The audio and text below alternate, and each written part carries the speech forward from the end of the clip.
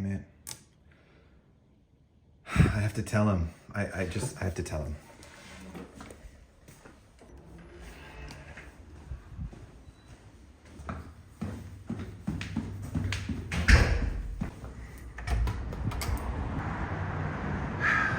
Babe, we need to talk. Let's go for a drive, okay?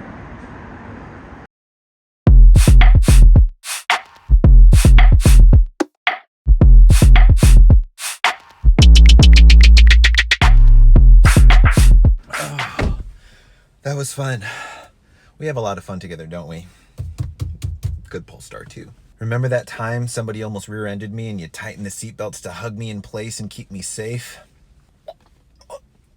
Ooh, or that time I brought my friend into the back seat and he my and then I all over the place and it took like 3 months for me to clean up. It's still not clean.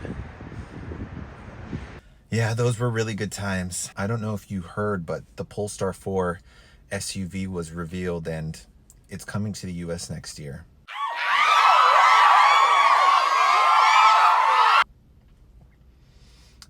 I intend to buy one, which means our relationship is going to end.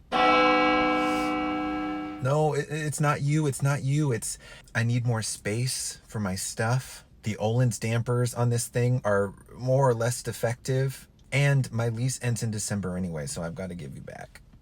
It just is what it is. You've been the best car I've ever had. My favorite car. I'm going to miss you so much. I'm going to miss you so much. Look, I'm really sorry. Are you gonna say anything? I understand. I get it. Look, I'm gonna go into Target. Please talk to me by the time I come out, okay?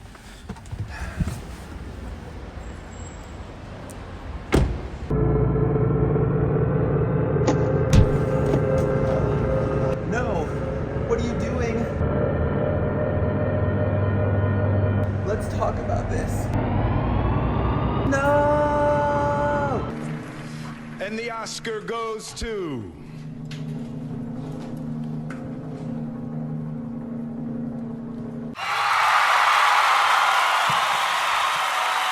What's up, everybody? It's Jenks here with Queers and Steers. It's been so long. I missed you.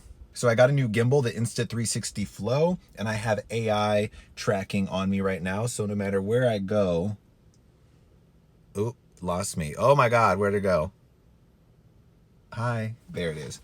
So I got this new Insta360 Flow gimbal and the tracking is going nuts. This isn't me, that's just the gimbal. So I'm gonna turn tracking off.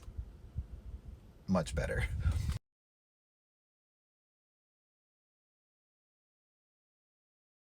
I love automotive news and culture, and I would love to be a full-time automotive reviewer. I love what Redline Reviews is doing. I love what Fully Charged does. I feel like they've been around for quite some time. They're a little bit more established. You don't see a lot of people who look like me in the automotive news landscape. There aren't a lot, or any rather, gay, black, or queer people reviewing cars on a regular basis. Well, there are, but I'm not gonna out them today. So I would love to do this more often. I do have a full-time job. I would love to do this part-time, even full-time if it got to that point. If I could have my own automotive publication, that would be like bucket list, would love to. So if anyone has any resources or advice, how do I get like a press badge so people start taking me seriously? Maybe I just need to keep doing this and get my followers up. But I would love to review a Cadillac Lyric. I've sat in one recently. It's on my potential to buy list. I would also love to review the new EQE by Mercedes. I think it's gorgeous. So if anyone watching this has access to either of those vehicles or more EVs, let me know. Would love to review them. Hit me up. And again, thank you so much to my 170 something subscribers. You all showed up out of nowhere. Like the first video I ever posted when I was buying this car, all of a sudden I got a ton of subscribers. This was a brand new channel. Queers and Steers didn't exist until I bought this car a few months before buying this car. So I hope that you ride with me. I intend to continue to make more videos. If I don't have cars to review, I have a lot going on in my personal life. I talk a lot about mental health. I wrote a memoir recently that I'm in the throes of getting that published, which is really exciting, which covers sexuality, religious trauma, narcissism, being gay, hooking up with straight married men. So much in this book. So I have a lot to talk about. Leave a comment below of what you would like to discuss. Maybe this could be podcast style where I just sit here and talk to y'all in my car. But again, I would love to review cars as my wholehearted, genuine, beautiful self. So if you got any advice, hit the comments. Without further ado, let's get started with my 28-month review. All right, so the first thing I really love about this car is the sound system. It's Harman Kardon, 600 watts, 13 speakers. And listen, I'm not going to call myself an audiophile, right? I sometimes smoke a little bit. I let the windows down. I drive around Los Angeles and get my zhuzh. And I've always loved Harman Kardon. My previous car before this was a 2017 Kia Optima Hybrid, and it also had a Harman Kardon system, and I just really love their speakers. I think they do a good job. It's not too bassy. I feel like there's good mid-range. Everything just sounds fairly crisp. Now, I haven't had the luxury of hearing any of the Bowers and Wilkins systems that are native to Volvo, not native, but that exist in Volvo products. Usually they're like $3,200 in addition, but the sound in this car is really satisfying. I've been looking at Cadillac Lyrics, and so I went to the Cadillac dealer in Pasadena, and they only had one. It was on the showroom. It was already sold, so I couldn't test drive it, but they let me sit after them searching for the key for literally 45 minutes. They couldn't find the key because another salesperson put it somewhere. What the fuck? They eventually found the key. I waited. I sat inside. I didn't get any video. I don't know why. I turned on the speaker system in that car. It's a 19 speaker AKG system. I didn't get the wattage or anything. And it didn't impress me as much as the one in here, which is surprising. Granted, it was kind of a controlled environment. I didn't get to, I turned it up as loud as I could, and I put the bass to my preferred levels. I spent maybe 10 minutes fiddling with it. So maybe that was why, but it still didn't sound as good as the Harman Kardon system in this car. So I'm a huge fan. My next favorite thing is the cool factor. Okay. I got this car with the performance pack, with the huge ass wheels, the yellow seat belts, Brembo brakes, Öhlins dampers. I believe the blacked out roof was a part of the performance package as well, because I think it looked better. Like, those wheels are just so beautiful. And to this day, if I pull into a parking lot, it doesn't get the same fanfare and excitement that it used to. I mean, people would rubberneck on the highway and almost get in a car accident when this car first came out. Because again, I was like one of the only ones in Los Angeles. People had never seen it before. And it took, gosh, it took over a year. Like, I'm starting to see many more Polestar 2s on the road now, but it took a year and a half at least for the supply to pick up and to level out. So if I go to a grocery store or somewhere and I'm walking to my car and it's far away and I see people walking past, they'll still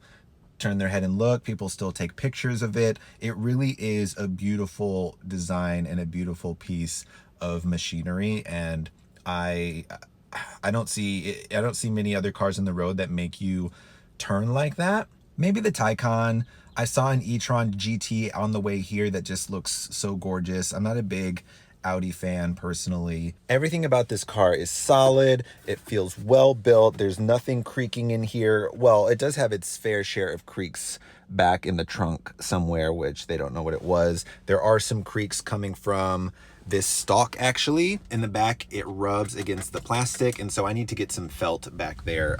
Over rough pavement, especially on the highway, there's like a little jitter coming from right in there. Overall, I am thoroughly happy with how this car looks even 3 years later. I think it's fabulous. Lastly, my other favorite thing about this car is the accessibility of the buttons and switches with long nails. Excuse me, this one broke. And yes, these are my real nails. They've always been. I mentioned this in one of my first videos, and that is accessibility with long nails. So many things in this world were designed by cisgender, straight, white men. And as a result, even what I mentioned in my last video was seatbelts.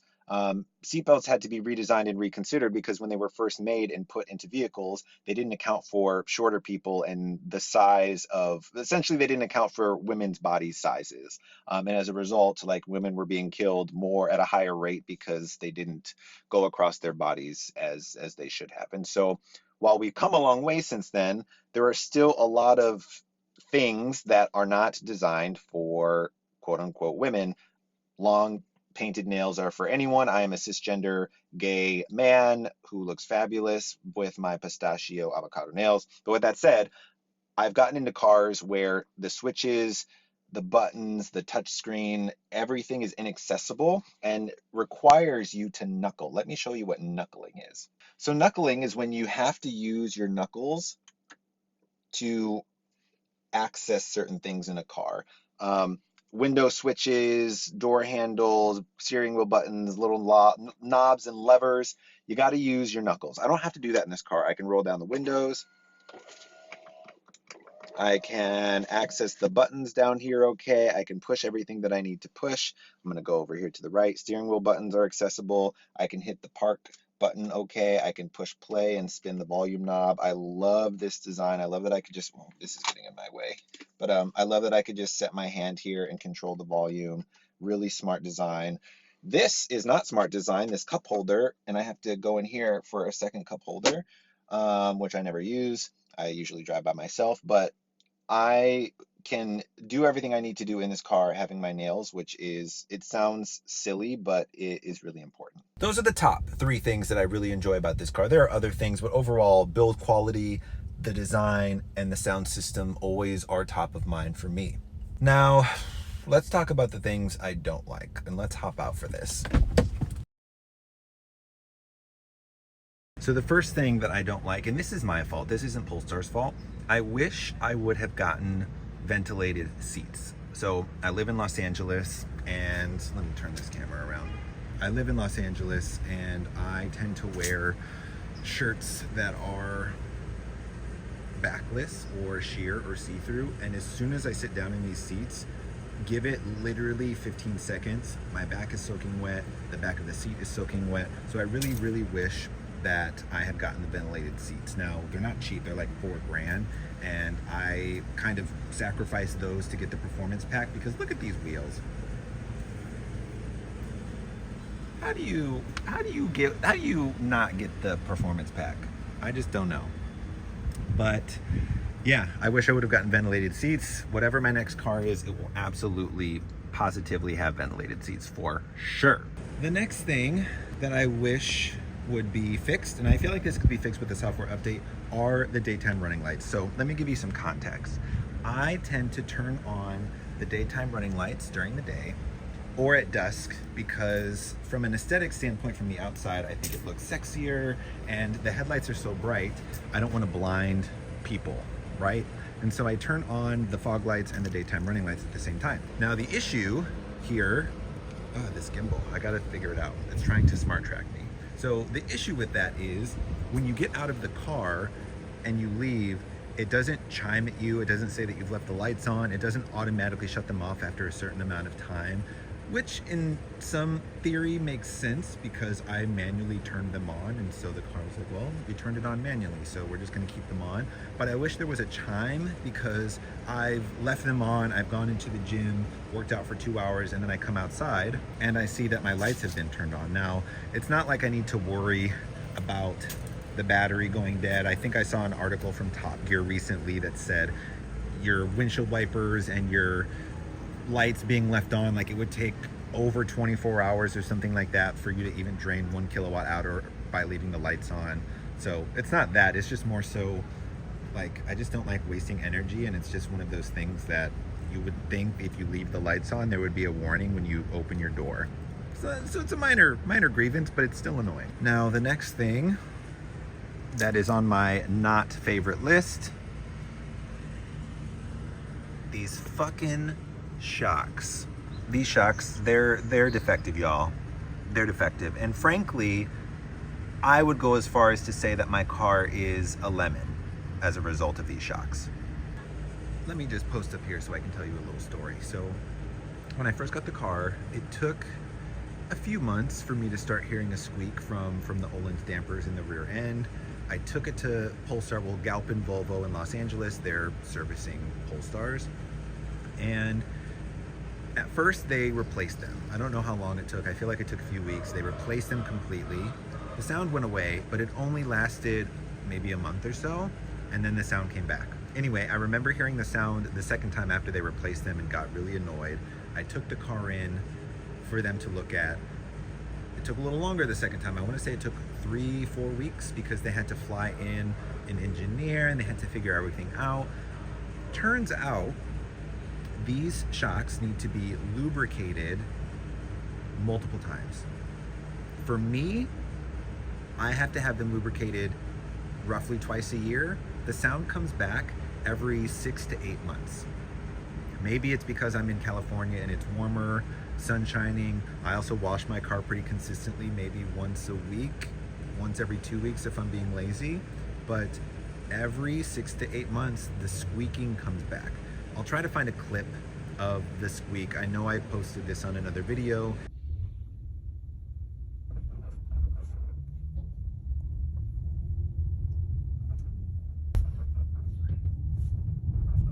If you go to the Polestar forums, other folks specifically with the performance pack have the same issues. But the fact of the matter is, I've taken my car in for this same thing, I believe 4 times now, and they've had it in their shop now collectively.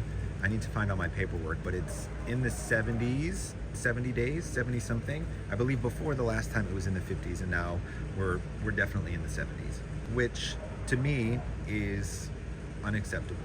This is a $65,000 car, and I've never had to, I didn't think that it was normal or expected that you have to take your car in to get the shocks, shock absorbers, whatever, the dampers lubricated because they're faulty. Now again, I don't know if this is the dampers, I don't know if this is how the shocks are built into the car, maybe it's the frame, didn't work out.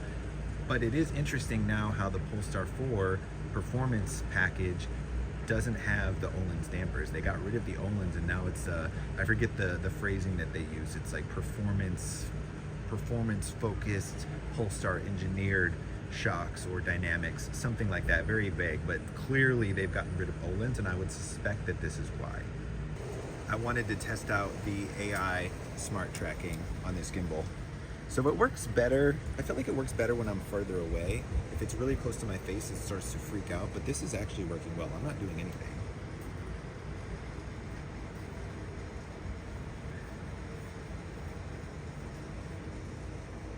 So Öhlins dampers, they are kind of trash. And to be honest with you, if I had the wherewithal and care, if this were my car, if this weren't a lease, I likely would have pursued legal action and gotten a lawyer and had this figured out and had the car replaced, because there's no reason why a $65,000 car starts squeaking every 6 to 8 months and requires lubrication. There's only one thing in this world that should be lubricated, and we know what that is. You're nasty! You little nasty! Oh, snap! Little nasty! The last thing about this car that I dislike is also on the exterior, which is why I'm out here soaking up the sun. It's the exterior, but it's essentially, in a nutshell, it's the service center. So let me show you what I'm talking about. It's not good. So I've needed, I think, 4 tires replaced since I've owned the car. 2 of them were from me driving over nails. I used to live downtown LA. I drive through alleys to get to my garage, and I've driven over nails. The other 2 were replaced recently as a result of wear and tear, normal wear and tear. And of course, these tires are like $360. They're not cheap, but c'est la vie. So when I have gotten all the tires replaced, every single time I've had them replaced, which I guess would have been 2 visits, this has happened. So here's the first one. This happened roughly a year into it. You see that?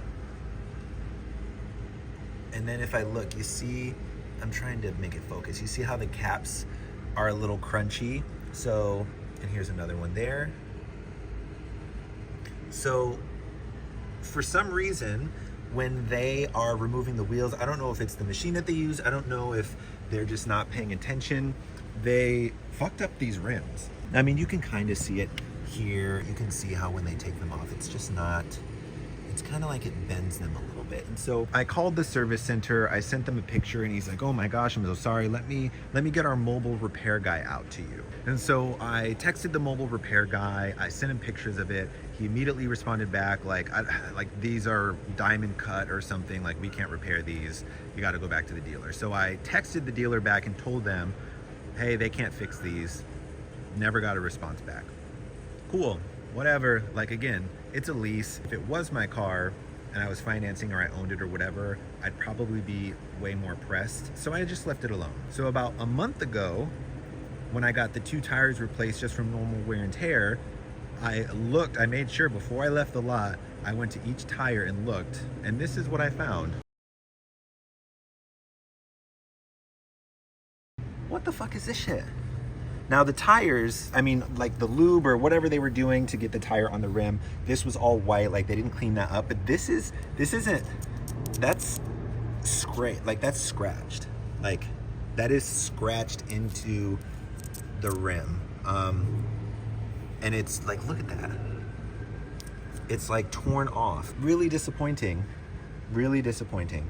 Again, for a $65,000 car, and I will say, historically, with the exception of parts taking forever because of the pandemic, and when I first made the appointment to get my first scheduled maintenance, which was recently, which went with these tires being replaced, it took them 2.5 months just to get me in. I think I called in December and they said, oh, we can't take you until March or February, whenever it was. It took a long time. They always give me a loaner, which I appreciate. They gave me the Volvo C40, like brand new, really appreciate that. But again, this was a $65,000 car, and for me to bring it to you and to get it back in worse condition, completely unacceptable. I take a lot of pride in keeping this car clean. Again, I wash it once a week. I use the 360 cameras. I've never curbed it. There isn't a scratch. Every time I drive anywhere and park, I park like miles, like if I have to park miles away from the venue or so far away so that no cars touch this, I do that, one, because it's a lease and I'm trying to be smart, but two, I'm a little OCD, and so I would rather just park really far away and walk than to have to worry about little dings and dents, because if I ever get a ding or a dent, I'm gonna go nuts about it. And so I'm very happy to say that this car 3 years later looks immaculate, except for these fucking rims that they destroyed. So where does this leave me exactly? So, no, I'm saying what now? I mean, I really love Polestar. I remember watching the reveal on YouTube when it first came out, noticing certain things that other reviewers, other people hadn't even noticed. Like I said, I really love cars. I really think Polestar is doing something fresh and unique. The Polestar 4 is fucking beautiful. I want one really bad. I'm at a place now in my life, in my career, where I can level up. I'm expecting the loaded version with ventilated seats and the performance pack and all of that is probably going to cost me in the mid-80s. Likely, I'll likely lease again, because I like to just give my car back after 3 years or whatever, so I'll probably lease. But my concern is, when I need to change a tire, when I need something done, am I gonna get this $80-something thousand car back in worse shape than when I got it? Not sure. I'm currently cross-shopping the Cadillac Lyriq, like I mentioned earlier.